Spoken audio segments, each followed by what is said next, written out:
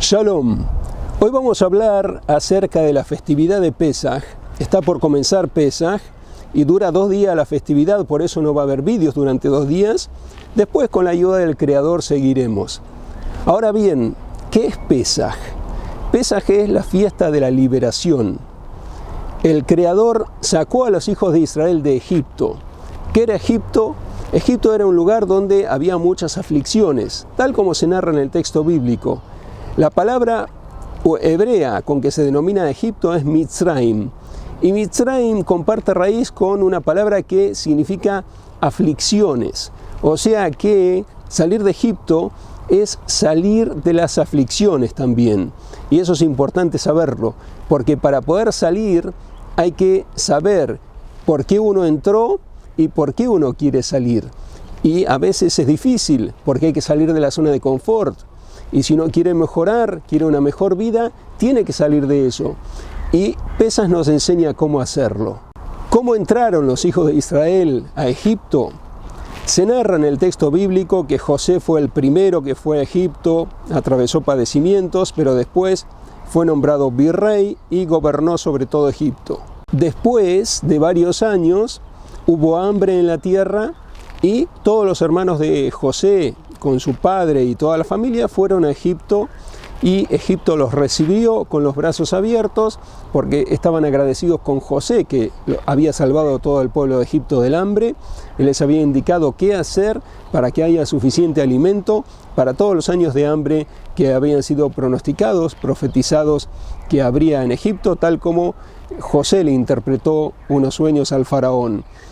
Después que los hijos de Israel llegaron a Egipto, prosperaron mucho, crecieron en número, hasta que José pereció y toda esa generación, y en ese momento el pueblo egipcio cambió su manera de comportarse con los hijos de Israel y los comenzaron a someter y a darles duros trabajos, y así el pueblo de Israel pasó de ser un pueblo libre a un pueblo que no tenía libertad en absoluto y tenían que trabajar duramente durante el día y parte de la noche, hasta que la labor que les daban era asfixiante y no soportaban más ya de eso, a tal punto que la respiración de ellos estaba entrecortada, tal como se menciona en el texto bíblico. El pueblo de Israel clamó y el Creador les respondió, convocó a Moisés para que los sacara de Egipto, y Moisés los guió a la libertad. Hizo muchas señales Moisés. Esas señales fueron las conocidas 10 plagas de Egipto, y a través de esas 10 plagas el pueblo egipcio conoció el poder del Creador y los hijos de Israel salieron en libertad. Los hijos de Israel también vieron el gran poder del Creador, cómo los guiaba, cómo envió las 10 plagas, cómo les hacía muchos bienes. Pero debieron atravesar una prueba difícil, y es salir de la zona de confort. Ellos estaban trabajando muy duramente, un trabajo asfixiante, como he mencionado. El trato no era para nada bueno, pero ya estaban habituados a recibir lo que recibían, ya sea un plato de comida o los bienes que recibían, que era un pago que no era muy bueno, como es sabido, como es mencionado en el texto bíblico y como es explicado por las palabras de los sabios. Y podríamos compararlo también en la actualidad, porque ahora uno trabaja, un empleado trabaja, y con el sueldo que gana le es muy difícil vivir dignamente. Vive con lo mínimo, en una situación que podemos comparar relativamente vivían los hijos de Israel, aunque la situación era mucho más grave, porque ellos no tenían permiso de hacer prácticamente nada según su voluntad. Era un orden estricto que tenían que trabajar duramente y les daban lo mínimo. Ahora un empleado pide al empleador un aumento de sueldo, pero tampoco le alcanza. Es muy difícil, por eso dije que lo podemos comparar relativamente. La situación que atravesaron los hijos de Israel era muy asfixiante. Ahora, por lo menos, uno tiene la alternativa de cambiar de trabajo si quiere. Pero es difícil también, porque tiene que salir de la zona de confort. Uno sabe que trabaja 8 horas, 9 horas por día, o 10 horas, a veces hay empleados que trabajan 12 horas, y al final del mes recibe su sueldo, que no es mucho, pero por lo menos recibe su sueldo, con eso vive. Bueno, eso es la confirmación del ave como siempre. Los hijos de Israel estaban en una situación que era bastante peor a la que podemos comparar con una persona que trabaja y recibe su sueldo, y era tan asfixiante que ellos no soportaban más, y el Eterno les envió a Moisés para que los salvara de Egipto y los llevó. Tenían que salir de la zona de confort, como dije, porque tenían que salir, dejar eso que tenían, que era tan mínimo, pero tenían algo, y no todos superaron la prueba. Como está escrito, salieron 1 de 5. En hebreo está escrito Hamushim, que Hamushim es un quinto. 4 partes no quisieron salir porque querían seguir en la zona de confort. Salió un quinto. Los que salieron eran 600.000 hombres de entre 20 y 60 años. 603.550 es el conteo que se hizo, el censo. Además de los hombres mayores de esa edad, los menores, o sea, niños y jóvenes, y las mujeres de todas las edades. Los que fueron contados son los hombres de 20 a 60 años. Y ellos salieron, 600.000 hombres de a pie, y con mujeres y niños y las personas mayores en total, se estima que eran 3 millones. Siguieron a Moisés y obedecieron la palabra del Eterno, fueron al desierto y ahí iban a recibir la Torá. Después de haber visto todos los milagros que vieron, las maravillas, ellos fueron siguiendo a Moisés, y ahí en el desierto, ellos, después de contar 49 días, el día 50, iban a recibir la Torá, y se prepararon. En ese tiempo sanaron de todas las enfermedades, porque después de trabajar tan arduamente, que no tenían descanso, de día y parte de la noche, solo les daban unas horas mínimas para poder recuperar fuerzas, y el alimento que les daban era el mínimo. Por eso estaban muchos enfermos y se curaron de las enfermedades en esos 49 días y estaban todos sanos, íntegros. El Eterno les dio curación, estaban fuertes, y el día 50, es decir, el día 50, que es la festividad de Shavuot, recibieron la Torá. O sea que el objetivo de la salida de Egipto es salir en libertad. ¿Y cómo se obtiene la libertad? A través de las palabras de la Torá. Y ahí nosotros nos podemos unir al plan divino, porque ¿cómo salir de las aflicciones? Como mencioné al comienzo, hay que hacer algo. Y nosotros sabemos que la situación ahora es bastante angustiante, una época como jamás se recuerda en la historia, de tantas aflicciones que hay, y se puede salir, pero con el trabajo que hicieron los hijos de Israel, que siguieron a Moisés, recibieron la Torá del Creador, y en esa Torá tenemos la clave para liberarnos de todos los flagelos, de todas las aflicciones.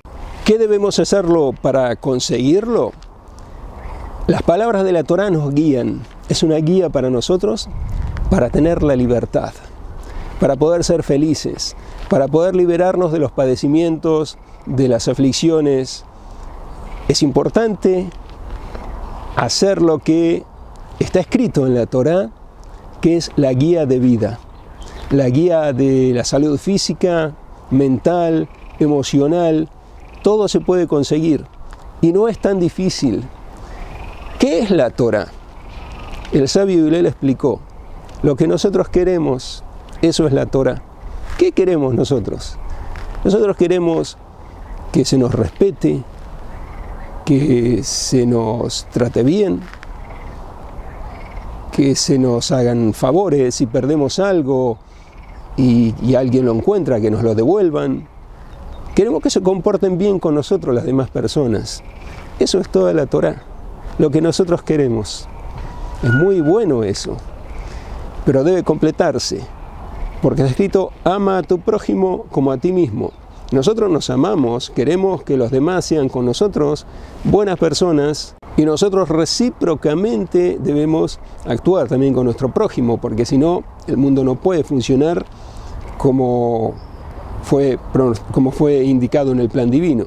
El sabio Hillel explicó qué es la Torá, qué debemos hacer para obtener todos los beneficios de salvarnos de todos los flagelos, principalmente que vendrían en los tiempos postreros, que ya fue todo pronosticado. Lo que estamos atravesando ahora no es nuevo, ya estaba pronosticado, ya se sabía, los sabios de antaño lo sabían.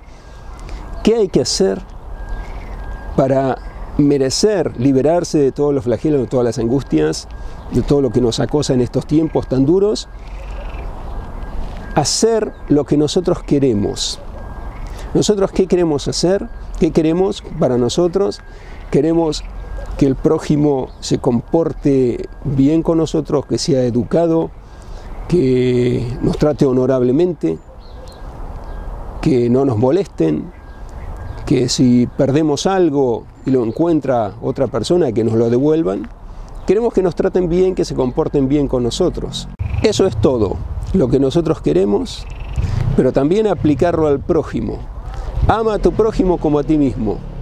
Nosotros nos amamos a nosotros y queremos que el prójimo también nos ame, nos haga lo que nosotros deseamos, que si perdemos algo nos lo devuelva, que nos trate dignamente, y todo lo que nosotros deseamos para nosotros, también hacérselo al prójimo. Por eso Hillel lo resumió, toda la Torá es: no hagas a tu prójimo lo que no quieres que te hagan a ti.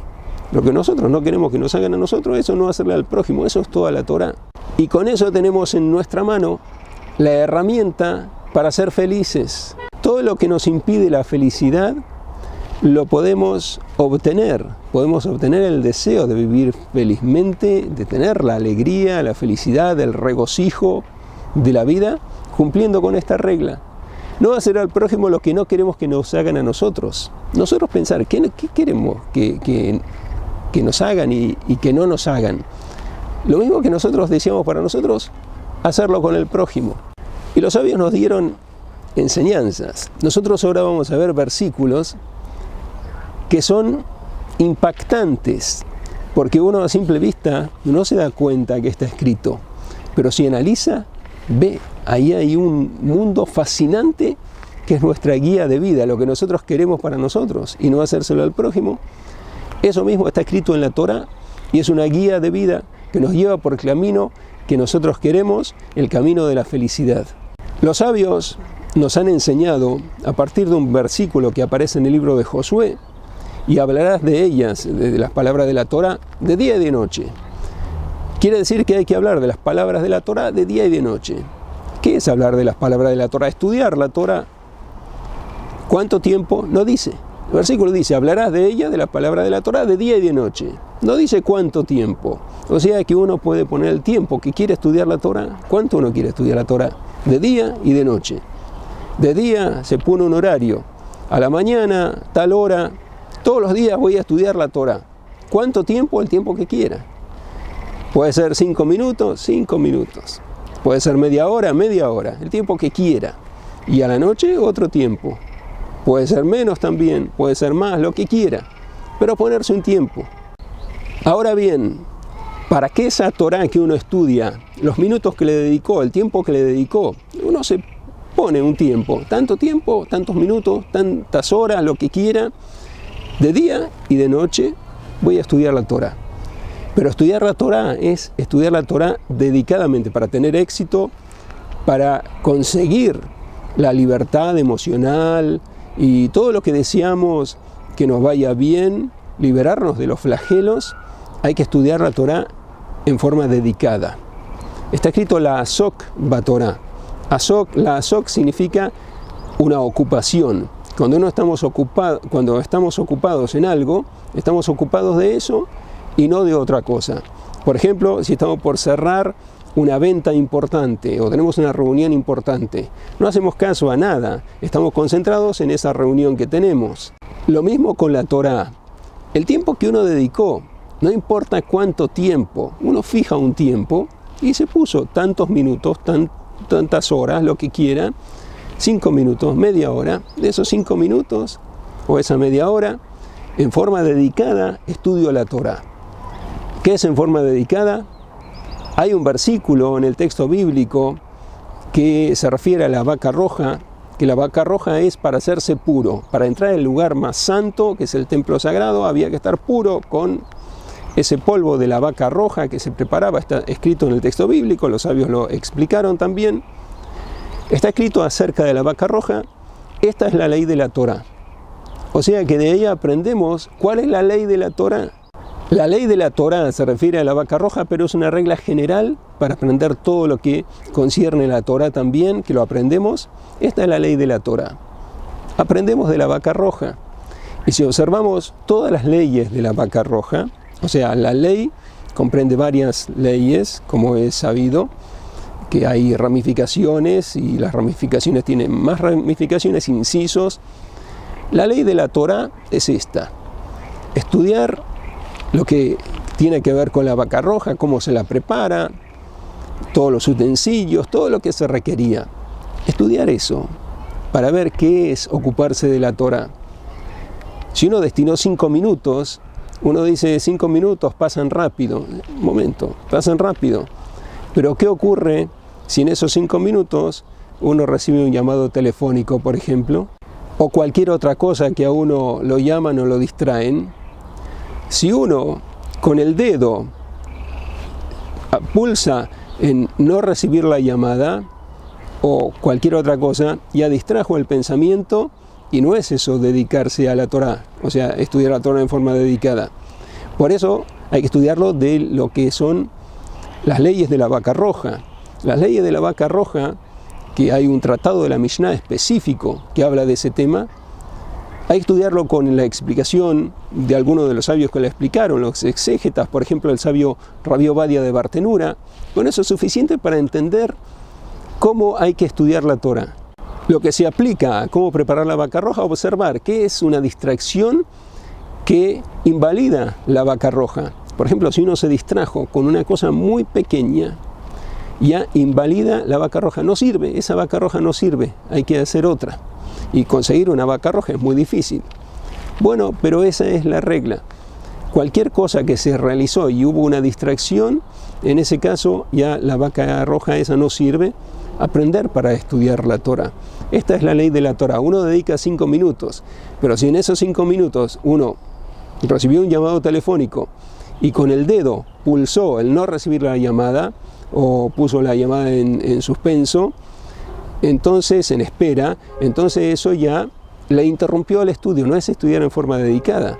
Nosotros queremos atraer toda la energía que viene del estudio de la Torá, pero para poder atraer esa energía, esos minutos que nos propusimos tiene que ser en forma dedicada. Y dedicada es sin interrupción. Si fueran 5 minutos, 5 minutos. No es mucho tiempo. Pero en esos 5 minutos uno tiene que ser precavido. Lo que lo distraiga, no tenerlo. Si tiene un teléfono que puede sonar, apagar ese teléfono esos 5 minutos o el tiempo que puso. Media hora, el tiempo que quiera. Eso es estudiar la Torá en forma dedicada. Lo que nos va a traer la bendición.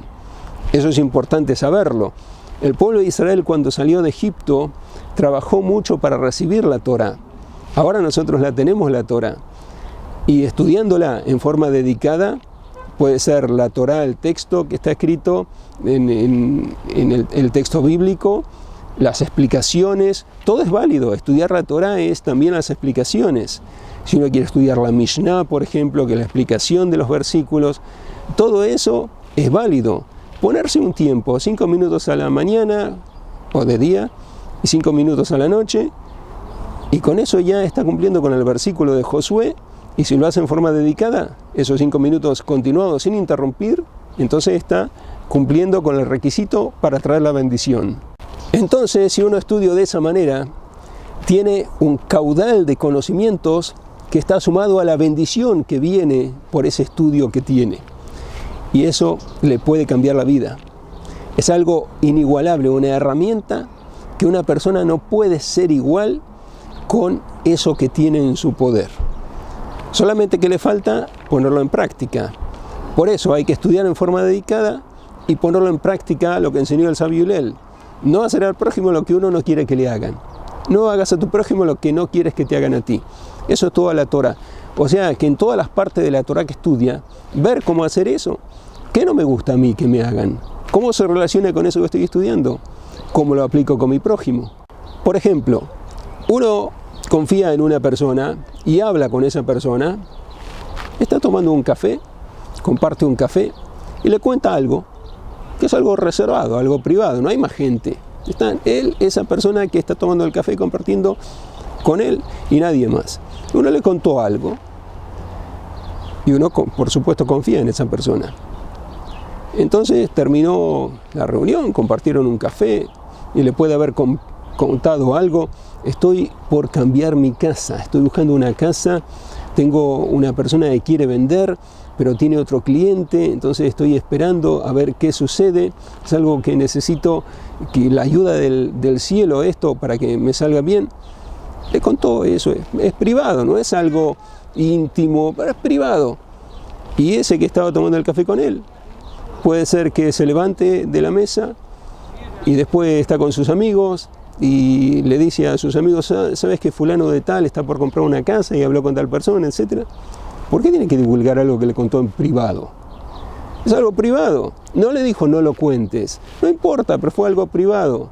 Entonces, ¿por qué divulgar lo que a uno le tuvieron confianza contándoselo en privado? Eso es una de las reglas básicas de convivencia, de la consideración. ¿Uno le gusta que le divulguen las privacidades que uno comenta con sus amigos? No. Entonces, ¿cómo va a revelar algo de otra persona que a uno le contó? Es una regla muy importante que debemos conocer. Nosotros no queremos para nosotros que divulguen nuestras privacidades, entonces tampoco hacerlo con nuestro prójimo. Y eso, a veces uno no piensa, ¿cómo puede ser esto? ¿Cómo no divulgar? Es algo que me salió instantáneamente. Yo me encontré con unos jóvenes hace unos días, hace una semana aproximadamente. Me encontré con unos jóvenes, dos jóvenes, que no me conocían. Y yo venía a la sinagoga donde voy y me hicieron una pregunta. Me dicen, nosotros somos Josre Bitshuvá, quiere decir que antes eran laicos, crecieron en un lugar laico, familia laica, y se acercaron a la fe divina, al judaísmo, y comenzaron a observar los preceptos. O sea, me dijeron, nos hemos rectificado, estamos ahora siendo observantes de los preceptos, me dijeron dónde estudiaban todo.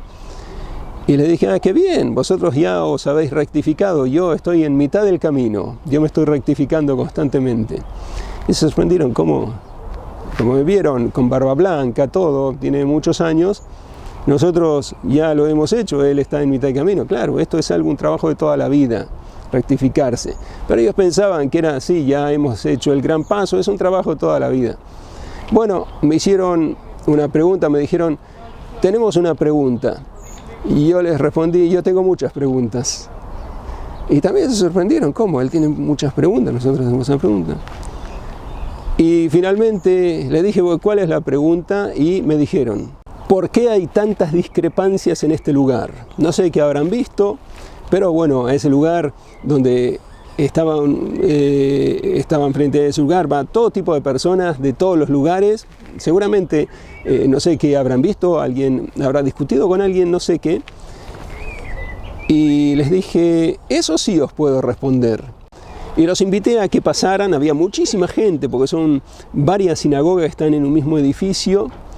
Y me siguieron, les mostré un libro, el libro de Levítico, en el versículo que dice, ama a tu prójimo como a ti mismo.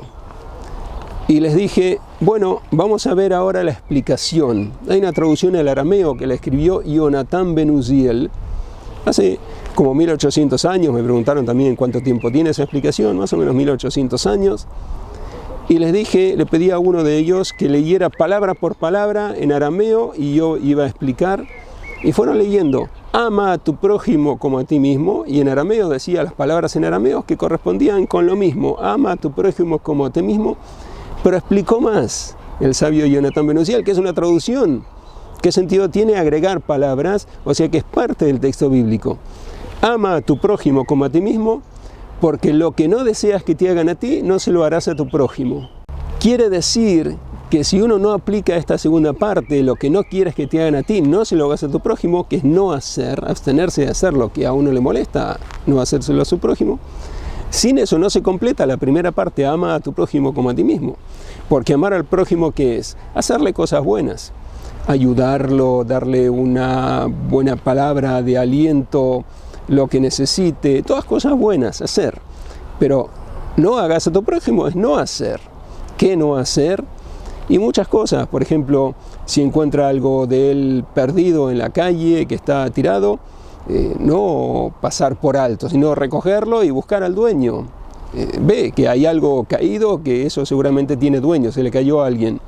Recogerlo y tratar de poner algún anuncio, he encontrado esto, quien lo haya perdido, comunicarse conmigo, y si me da las señales se lo devuelvo porque es de él. Y les puse un ejemplo, porque hacer cosas buenas, ama a tu prójimo, hacer cosas buenas al prójimo es fácil. Todo lo que es hacer, dar, hacer, pero no hacer, eso requiere más profundización. ¿Qué es lo que hay que abstenerse de hacer al prójimo? Porque uno mismo no quiere que se lo hagan. Les puse un ejemplo. Y el ejemplo fue, supongamos que pasado el tiempo, os casáis, formáis una familia, y viene vuestro hijo y os cuenta algo privado. Y les pedí un ejemplo, qué cosa puede ser que el hijo hace y le cuenta al padre algo privado, y me dijeron quitarle algo a otro compañero. Y ahora es una vergüenza devolverlo o decirle a la profesora, al profesor que ha ocurrido eso. ¿Qué hace? Ya le ha quitado algo al compañero, ¿por qué? No sé, pero bueno, ese fue el ejemplo. Entonces le dije así, vuestro hijo viene y os cuenta esto. Padre, le he quitado esto a un compañero, ¿y ahora qué hago? Y el padre sabe, hijo mío, yo te ayudaré, déjame pensar, te ayudaré, tú eres mi hijo, confía en mí. Y el padre sabe que si le cuenta a la madre tiene la sutileza necesaria como para poder solucionar el asunto.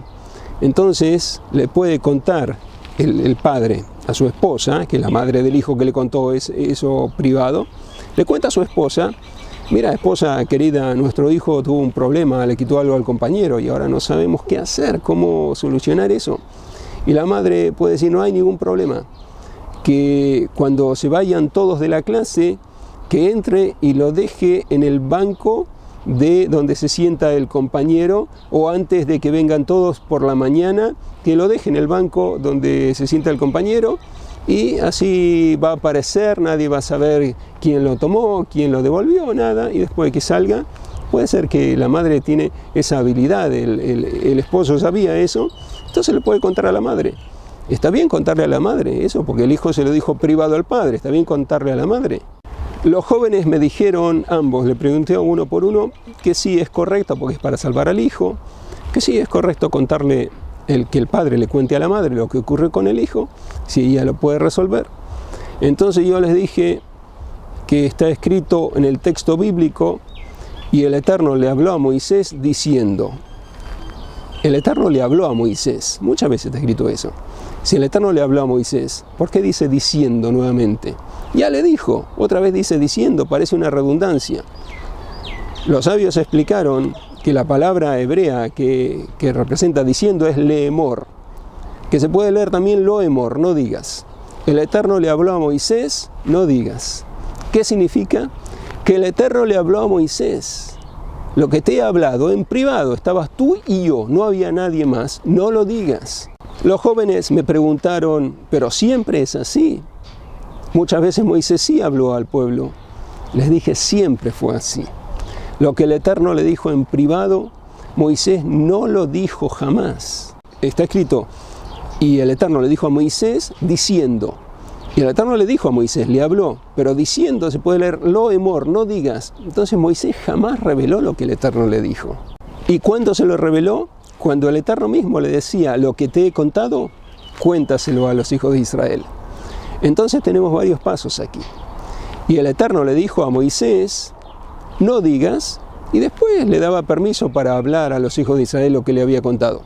Si viene alguien y nos cuenta en privado algo, estamos solos, no hay otra persona, está en privado. En ese caso, no es correcto ir y contarle a otras personas lo que nos contó nuestro prójimo en privado. Aprendemos consideración, no revelar intimidades, privacidades. Lo que nos contaron, nosotros sabemos que confiaron en nosotros y por eso tenemos que ser con eso precavidos de no contarlo a terceras personas. Una enseñanza muy importante, porque nosotros queremos que sean reservados con lo que nosotros contamos. ¿Para qué? Tenemos amigos, compañeros, para confiar en ellos. Y si necesitamos un consejo o compartir algo, necesitamos que ellos nos escuchen y no que anden contando cosas que son privadas, ni siquiera confidenciales, confidenciales también, pero aunque no sean confidenciales sino privadas, con más razón confidenciales. Todo lo que es privado, que no lo cuente, nosotros no queremos que divulguen lo que es privado, así nosotros con nuestro prójimo. Y voy a citar un versículo de donde se aprende eso, que está escrito en forma textual.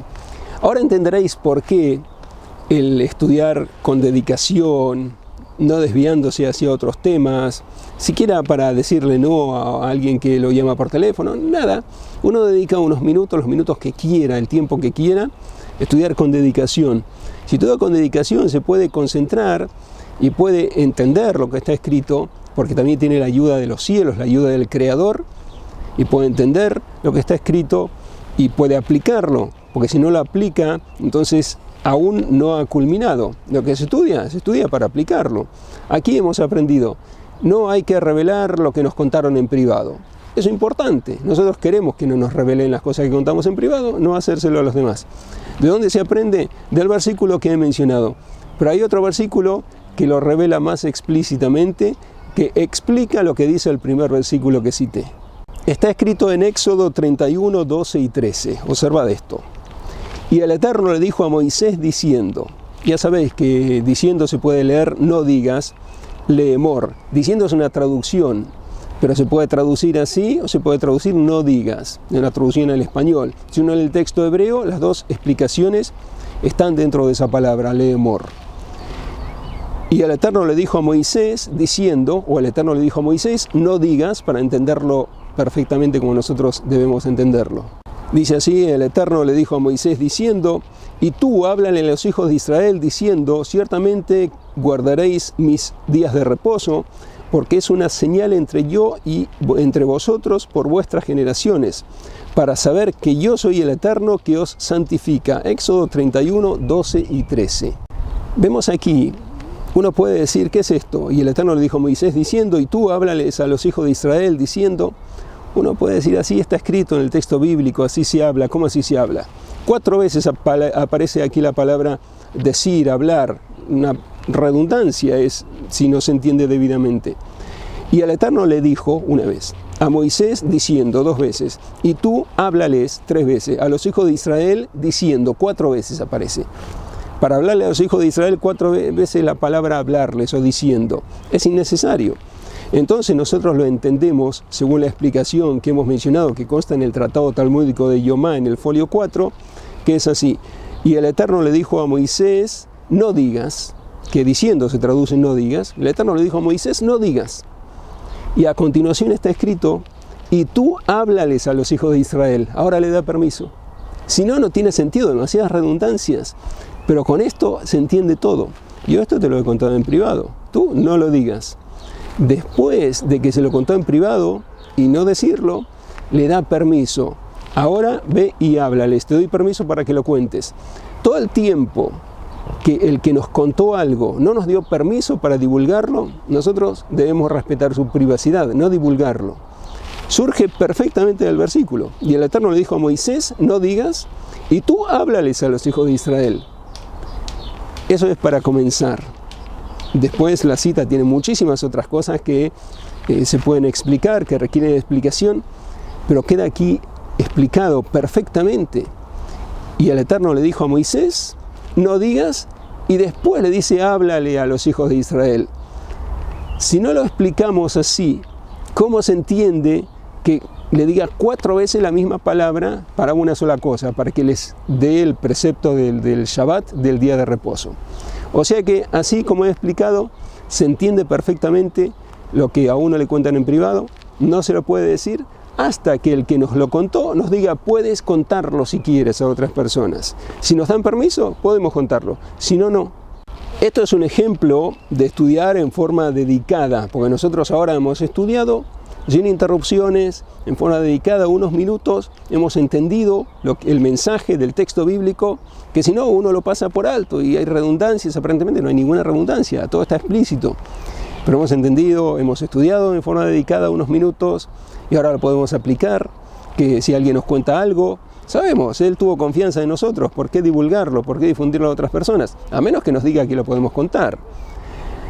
Así se estudia la Torá en forma dedicada y cumpliéndola, aplicando esto, no hagas a tu prójimo lo que no quieres que te hagan a ti, que es todo lo que no se debe hacer. Hemos aprendido aquí una de las cosas que no se deben hacer.